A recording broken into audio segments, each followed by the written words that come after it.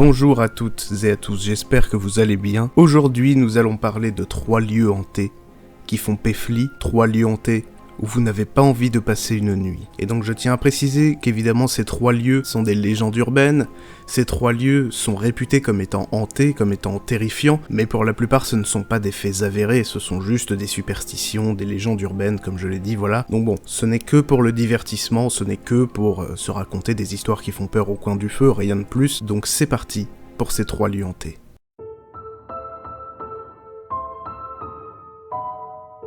Saint-Quentin, ville de 60 000 habitants située dans l'Aisne. Une maison située dans le quartier de Rémicourt, rue des Canonniers, fut la source de nombreux problèmes pour ses habitants. Un mois après leur emménagement, ils entendirent des bruits bizarres venant du rez-de-chaussée. D'autres comme une craie qui grince sur un tableau. Évidemment, au début, ils ne s'inquiétèrent pas trop, pensant qu'il s'agissait des voisins. Jusqu'au jour où la femme trouva un liquide rouge sur le mur de la cuisine. À ce moment-là, la panique commença à venir. Elle alerta son mari, et lui répondit que ça doit être un effet de peinture qui ressort. En effet, en arrivant dans la maison, la peinture avait été mise sur les murs, et il pouvait sembler que celle-ci commençait à transparaître. Et au fur et à mesure, des taches apparaissaient un peu partout dans la maison. La femme n'osant plus dormir, le couple se décida d'appeler la gendarmerie, afin de lever le doute sur une possible mauvaise plaisanterie. Les gendarmes prirent un échantillon du liquide, et il s'est avéré qu'il s'agissait de sang humain. La famille qui avait habité dans cette maison avant le couple fut interrogée, car cette famille avait fait construire la maison. Et cette famille affirma que jamais rien de tel ne s'était produit dans le passé. Donc ils mirent de la farine sur le sol de la maison, et mirent sous scellé la maison pendant 1 semaine, afin que personne ne puisse rentrer. Et après 7 jours, ils revinrent dans la maison. Dès lors, le couple loua un appartement, et fit venir un prêtre, qui dit qu'il s'agissait de l'œuvre du diable, et qu'il fallait détruire la maison. Un crâne humain fut découvert, supposant que les lieux étaient hantés. Le prêtre bénit les lieux, et le couple retourna vivre dans la maison. Et le phénomène se poursuivit. Finalement, la maison fut mise en vente une nouvelle fois, et ils partirent vivre à Amiens. Après une dernière tentative infructueuse de revendre la maison, cette dernière fut démolie, afin de mettre fin à cet inexplicable cauchemar. Et lors de la construction de la nouvelle maison, une chose étonnante se produisit. Une 50aine de corps de soldats allemands de la Première Guerre mondiale fut découvert. Il est probable que cela ait un rapport, mais cela restera à jamais inexpliqué.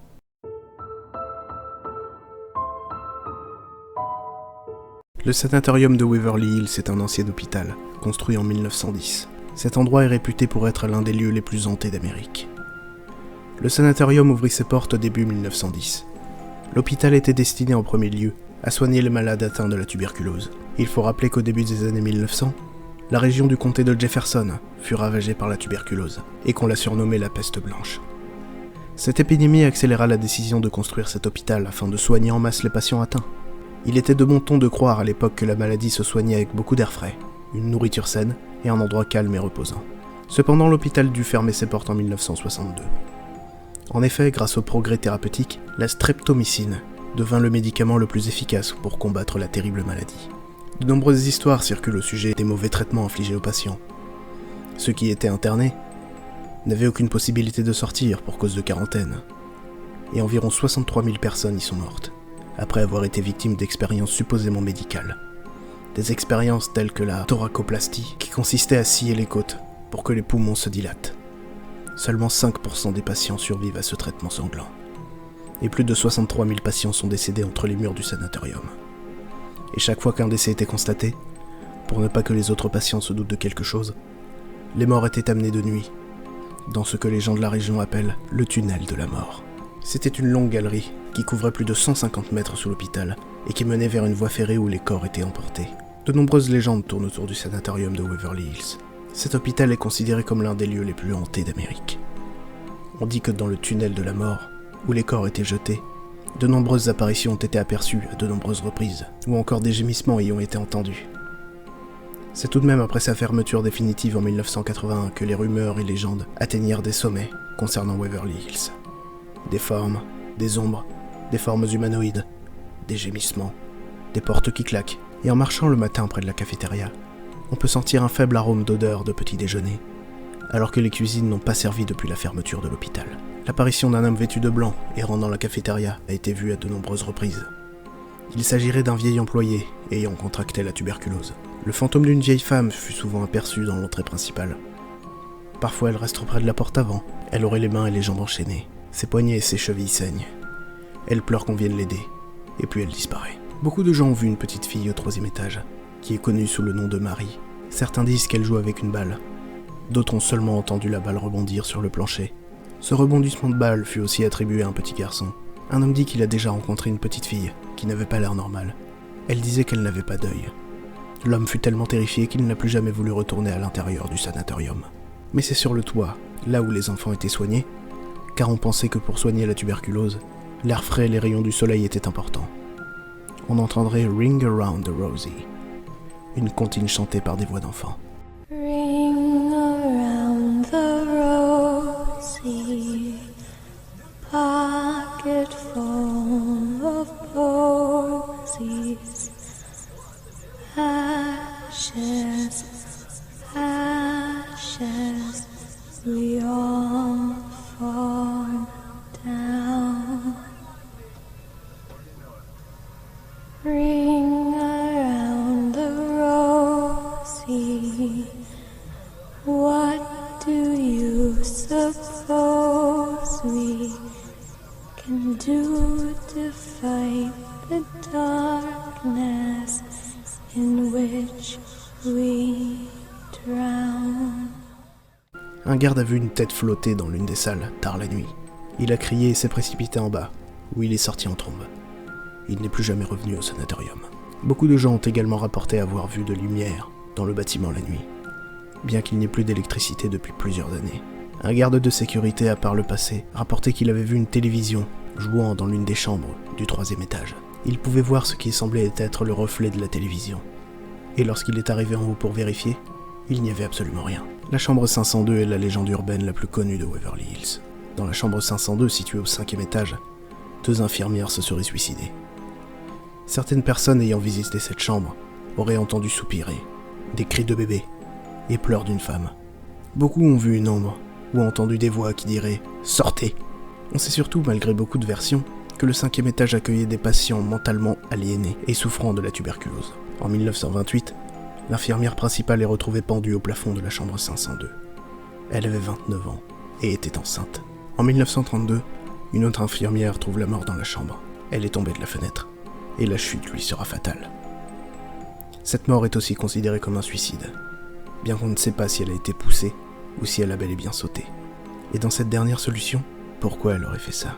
On sentirait un sentiment de désespoir dans cette chambre, et l'apparition d'une jeune infirmière aurait été vue de l'extérieur. En conclusion, le sanatorium de Waverly Hills suscite encore aujourd'hui un intérêt certain pour les amateurs de surnaturel.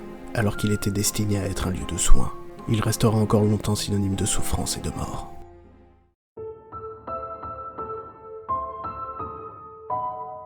Le pénitencier d'Eastern States a été construit entre 1821 et 1829. Le pénitencier d'Eastern States est devenu en un rien de temps l'une des plus importantes prisons des États-Unis. Ses fondations se situent sur une colline. La prison pouvait être visible à des kilomètres à la ronde.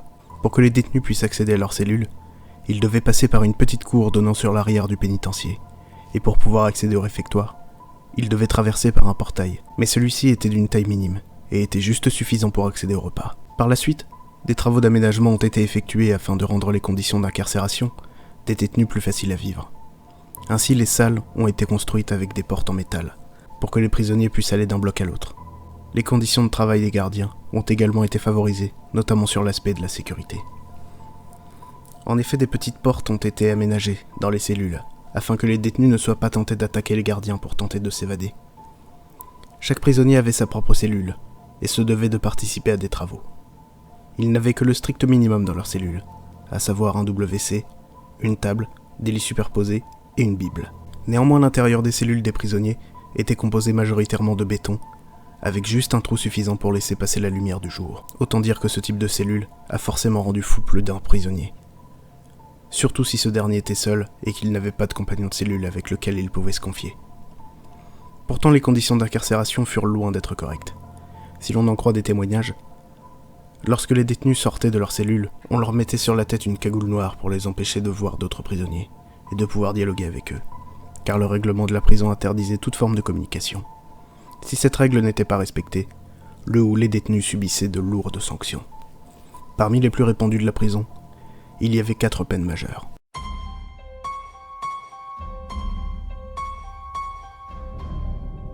Le bain-marie consistait à tremper le détenu dans un bain d'eau glacée et le pendre à un mur pendant toute la nuit.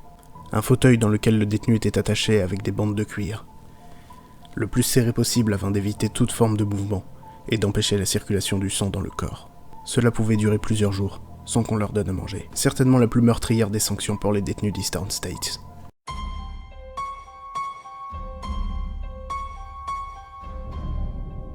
Cela consistait à serrer un collier de fer sur la langue du détenu, qui était ensuite enchaîné à ses mains, qui elles aussi furent attachées derrière son dos. Tout mouvement de la part du prisonnier pouvait entraîner une déchirure, et donc une hémorragie. Énormément de prisonniers sont morts en tentant de s'échapper.